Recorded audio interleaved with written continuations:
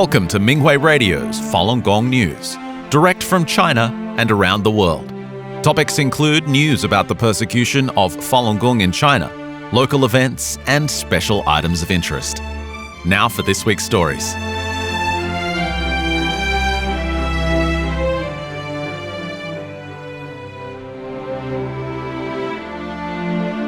Sweden. Shenyun Performing Arts returned to Northern Europe on April 2nd. Many people in the southern Swedish province of Skåne have long awaited this event. To commemorate Shenyun's 20th anniversary, member of the Swedish Parliament, Nima Golem Alipour, who represents the region, sent a letter of greeting on March 24th, warmly welcoming Shenyun back to Scandinavia. He wrote, "At a time when artistic expression, cultural heritage, and freedom of belief are challenged in various parts of the world, your work carries a significance that goes beyond the stage. By presenting classical Chinese culture and sharing stories that reflect both history and contemporary realities, you contribute to a broader understanding of the importance of freedom, dignity, and human rights." The letter continued, "Open societies depend on the ability of artists and cultural institutions to express themselves freely, without fear or interference. Your presence in our region is therefore not only a cultural event, but also a reminder of the values that underpin democratic societies." New Zealand. Culture Fest 2026 took place in the city of Auckland March 29th. The festival featured more than 100 booths, showcasing international food, crafts, and fair trade products. The event also provided a platform for various ethnic groups to share their traditions through a series of cultural and artistic displays. Falun Dafa practitioners seized the opportunity to highlight traditional Chinese culture and their spiritual practice for the community. They taught the Falun Dafa exercises, performed on waist drums, presented a lively dragon dance, and performed on two musical instruments, the pipa and the guzheng. Practitioners also included a tea tasting, paper cutting crafts, and calligraphy in their traditional Chinese cultural offerings. Many festival attendees remarked that the practitioners were a joyful addition to the festival. Canada. Spectators enjoyed the Tianguo Marching Band in Montreal's 201st Street Patrick's Day Parade on March 22nd. One attendee said that the band's message of truthfulness, compassion, forbearance is an inspiration for everyone. The St. Patrick's Day Parade in the city of Montreal began in 1824 and is Canada's oldest and longest-running parade. The once religious event has become an annual community celebration during which people celebrate Irish traditions and the arrival of spring. Every year, thousands of people line the streets to see the parade. It snowed on the day of the parade, but the cold didn't dampen people's enthusiasm. 92 floats, bands, and community groups traveled along the parade route while spectators cheered and clapped. Dylan, who works in the environmental industry, said, "I love the music and the energy. It's amazing." A group of young people shouted, "Falun Dafa, Falun Dafa," and truthfulness, compassion, forbearance when they spotted the practitioners' contingent. They said they agreed with that message on the banner. Andrew, a sales engineer, said, "The world today unfortunately lacks truthfulness, compassion, and forbearance. So we are very pleased to see this message. It's an inspiration for everyone." Singapore. A 9-day workshop introducing the practice of Falun Dafa took place from March 7th to March 15th. The instruction was hosted by the Singapore Falun Dafa Association and is offered quarterly.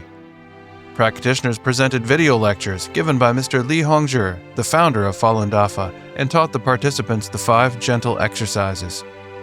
Various professionals and practitioners' family members were among those who attended the March class.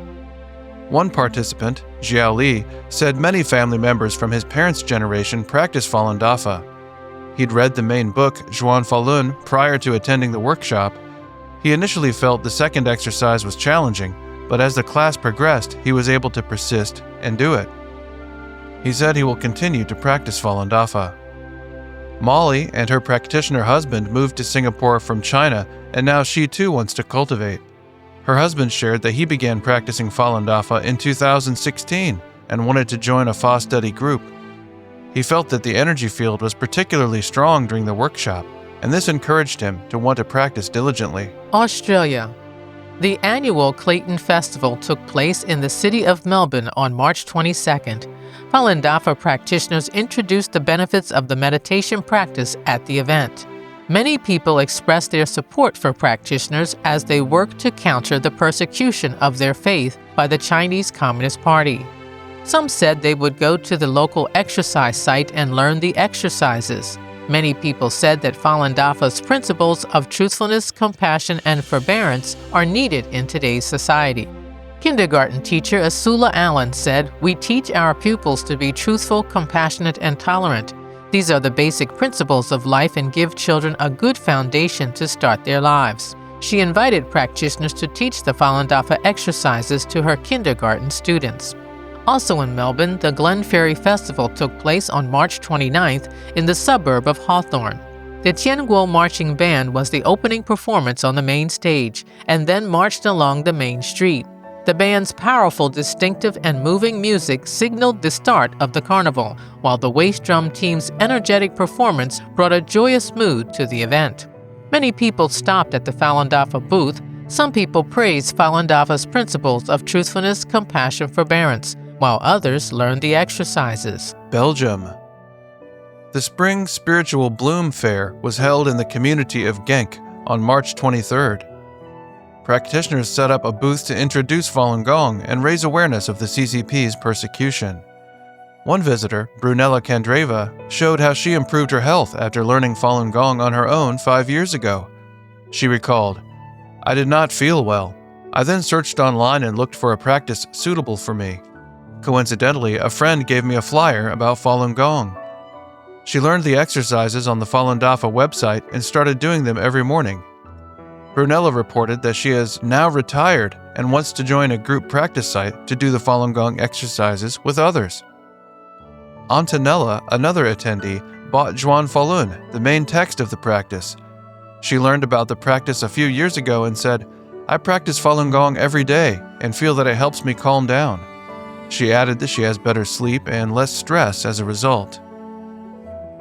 Local practitioner Willifred Deschamps said, "We post information about our group practice site online, and we hope to enable even more people to benefit from Falun Dafa." Germany. Practitioners in the state of North Rhine-Westphalia held an information day in downtown Bochum on March 28th. Many local residents learned about the benefits of practicing Falun Dafa and how the Communist Party persecutes the spiritual discipline. A resident named Birgit parked her bike and said, as she watched practitioners do the exercises, "I don't usually stop at booths, but this is special. They look focused and compassionate." She said that the German government, the European Union, the G7 countries, and all human rights organizations should take action to end the persecution of Falun Dafa in China. She would help by letting her friends know about these egregious human rights abuses.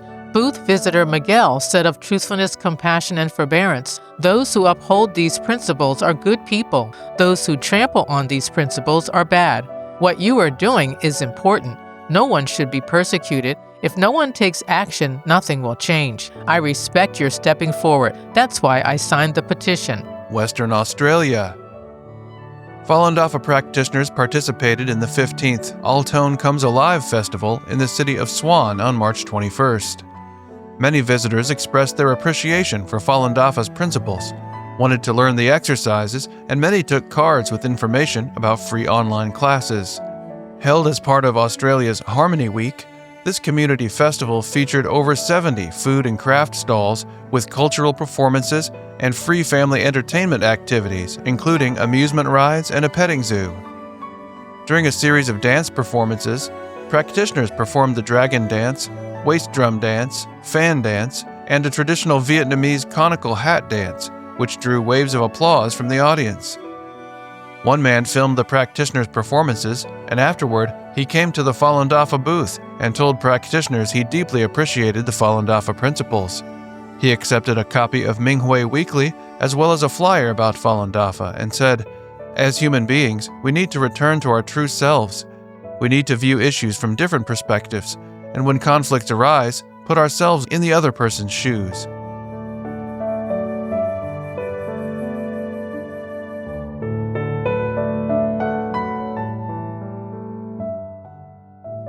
The following are selected cases of persecution of Falun Gong practitioners in China. Miss Jie Baofeng, a farmer in Liaoning province, was abused and developed pancreatic cancer while serving a 5-year term for her faith in Falun Gong. The prison authorities denied her medical parole. Ms. Jie never recovered after she was released in 2021, and she died on February 10, 2026, at the age of 65. Prior to her latest prison sentence, Ms. Jie served 2 years of forced labor and 10 years in prison for not renouncing her faith. During her first jail term, she was forced to do hard labor without pay for more than 10 hours a day. Her fingers became deformed from doing the heavy labor. She was deprived of sleep, starved, and forced to squat for long hours when she wasn't doing forced labor. A guard once grabbed her hair and slammed her head against a heater. She became emaciated and suffered from edema. Ms. Jie's husband died on the day of her prison release. Her mother-in-law worried about her safety and passed away while she was in prison. A 75-year-old man in Liaoning province died on March 23, 2026. At the time of his death, he had lost the ability to speak. Mr. Zhou Yonglin's passing came only 62 days after he finished serving a 5-year term for practicing Falun Gong. As he had already gone mute by the time he was released, his family had no way to find out what torture he suffered in prison before he died. Mr. Zhou and his wife, Ms. Sun Jiping, also a Falun Gong practitioner, were arrested in 2021 and were sentenced to 5 years in prison. Mr. Zhou was released in January and was sent to a hospital, but his health did not improve, and he was later returned home. As his wife, Ms. Sun, was still recovering from declining health due to the abuse she herself suffered in prison, she struggled to take care of Mr. Zhou. He regained some mental clarity but was still weak. A few days before he passed away, he could no longer keep down any liquids. A 68-year-old retired teacher from Beijing died on March 17, 2026, while serving time for her faith in Falun Gong. Her family wasn't allowed to see her in her final hours, despite the fact that they were waiting in the lobby of the hospital where she died. Miss Yu Zhanqin was arrested last year after a married couple reported her for talking to them about Falun Gong.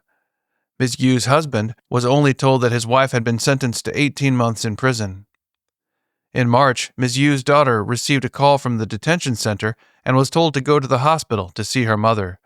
She rushed to the hospital with her father and saw her in an intensive care unit where she was receiving an IV.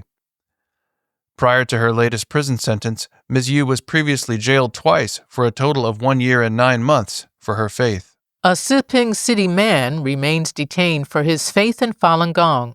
Mr. Zhang Yinsen was arrested in February, 10 days before the Chinese New Year. He was supposed to meet with a family member that day, but never showed up. The relative went to his home that night and noted the police had raided the place. The relative went to local police stations and other government agencies to inquire about his whereabouts, but they all denied having any knowledge of his case. Eventually, it was found out he was being held at a local detention center.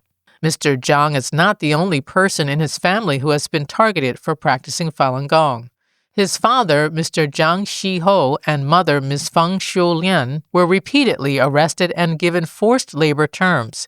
His younger sister, Ms. Zhang Ying, served 5 labor terms.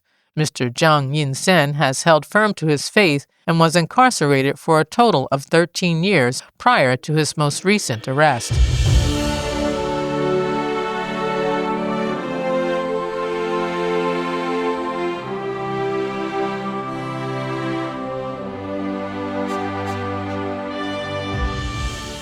Shenyang's ongoing success is unaffected by communist transnational oppression.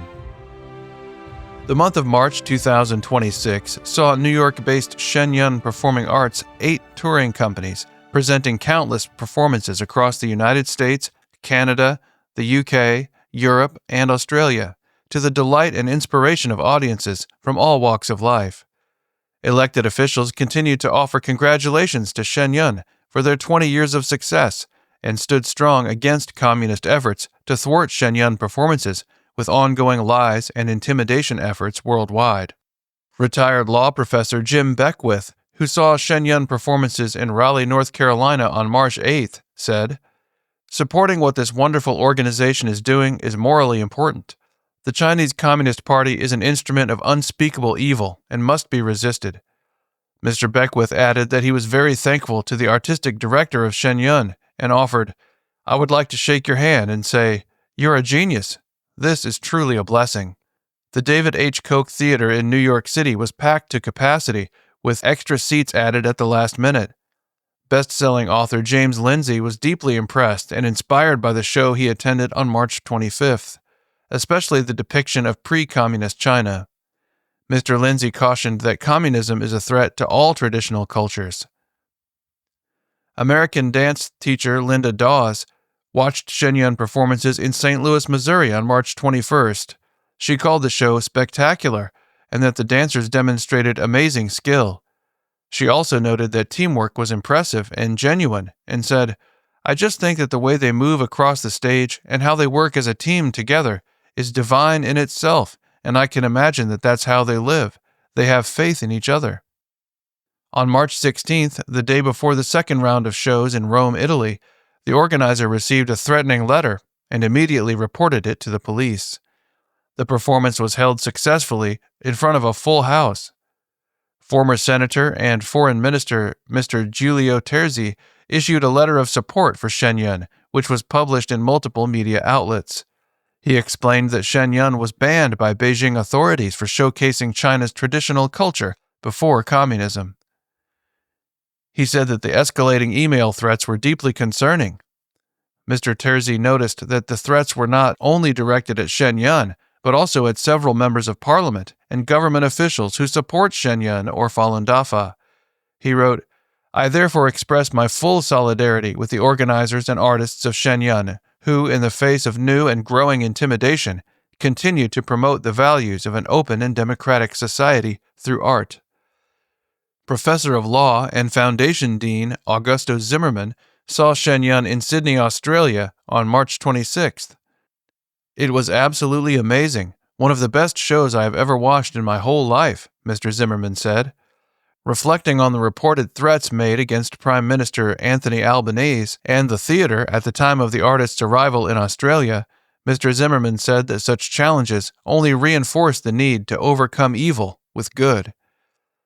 Photographer Javier Jimenez Gonzalez saw the Shenyun show in Seville, Spain on March 26th and shared, "In society nowadays, there are almost no performances that deliver happiness, color, and joy.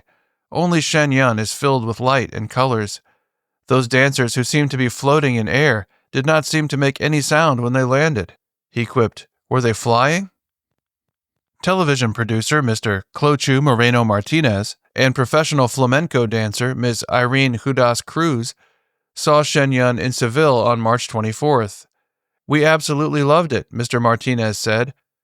Reflecting on the broader lessons of the performance, Ms. Cruz said, "Shenyun inspires patience, tolerance, calmness, and trust.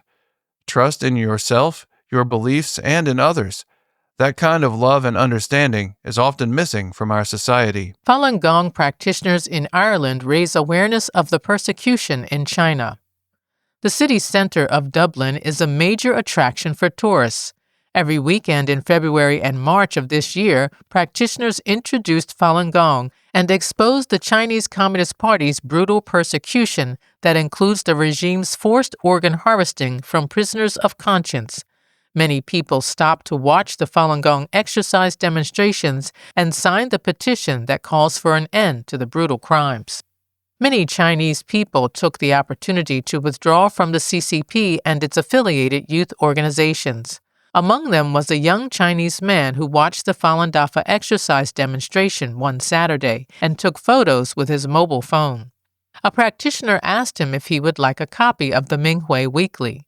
He hesitated and said he was about to go to the airport and return to China. The practitioner suggested that he take it and read it before he boarded the plane, because he wouldn't be able to read this information after he returns to China. He immediately accepted a copy. When he saw Western practitioners, he was surprised that Falun Dafa is so popular outside China. He asked the practitioner, "Who pays you to do the exercises here?" The practitioner explained they were all volunteers and came to the site after work. When he was told that more than 400 million Chinese people have quit the CCP and its affiliated youth organizations, he agreed to quit the Communist Youth League using an alias. Two young men from China looked at the display board with information about the CCP staged Tiananmen self-immolation incident. They said that it was completely different from what the CCP reported in its media. One of them asked, "Is Falun Dafa mainly for doing the exercises?" The practitioner explained that the most important thing is to conduct oneself according to the principles of truthfulness, compassion, and forbearance. The practitioner told them that all the Dafa books can be downloaded free of charge from the Falun Dafa website. They accepted informational materials in both English and Chinese and asked if they could take photos of the display boards. Afterwards, both young men quit the CCP. A young Chinese man stopped in front of the display board that urges people to help stop the CCP's state-sanctioned forced organ harvesting. He told the practitioner that many Chinese people knew about the forced organ harvesting and added, "The CCP is so bad."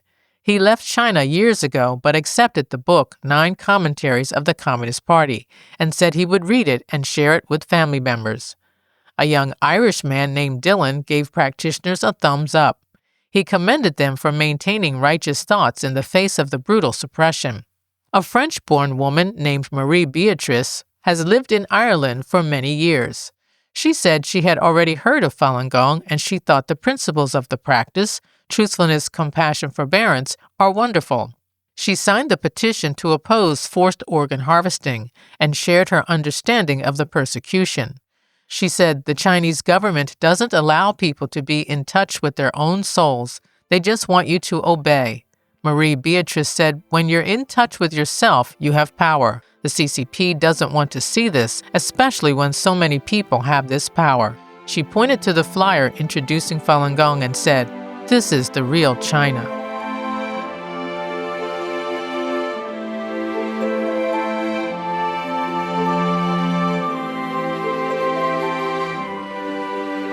Thank you for listening to the Minghui Radio Podcast. For more information, including news about the persecution of Falun Gong practitioners in China and experience sharing stories by practitioners around the world, please visit our website at en.minghui.org.